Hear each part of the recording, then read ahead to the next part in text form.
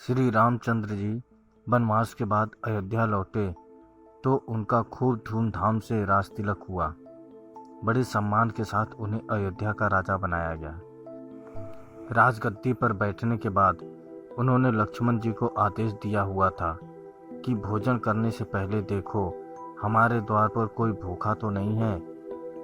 एक दिन की बात है, लक्ष्मण जी ने श्री रामचंद्र जी से कहा, मैं अभी आवाज लगाकर आया हूँ, कोई भी भूखा नहीं है। श्री रामचंद्र जी ने कहा, दोबारा जाओ और जोर से आवाज लगाओ, शायद कोई भूखा रह गया हो।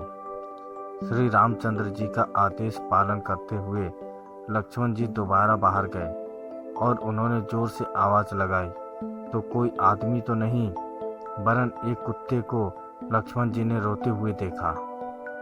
अंदर आकर उन्होंने श्री रामचंद्र जी से कहा, बाहर कोई व्यक्ति भूखा नहीं है, बल्कि एक कुत्ता अवश्य रो रहा है। श्री रामचंद्र जी ने उस कुत्ते को अंदर बुलाया और कुत्ते से पूछा, तुम क्यों रो रहे हो?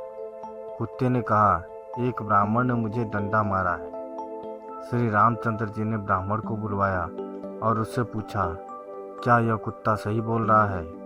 ब्राह्मण ने कहा, हाँ, यह मेरे रास्ते में सो रहा था, इसलिए मैंने इसे डंडा मारा।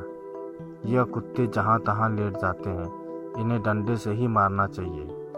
श्री रामचंद्र जी समझ गए कि ब्राह्मण की ही गलती है, परंतु ब्राह्मण को क्या कहें, सो उन्होंने कुत्ते को पूछा, ब्राह्मण ने तुम्हें डंडा मारा तो तुम क्या चाहते हो? कुत्ते ने कहा, भगवान इसे मठाधीश बना दिया जाए। कुत्ते की बात सुनकर भगवान मुस्कुरा दिए और मुस्कुराते हुए कुत्ते से पूछा, इस ब्राह्मण ने तुम्हें डंडा मारा, बदले में तुम इसे मठाधीश बनाना चाहती हो?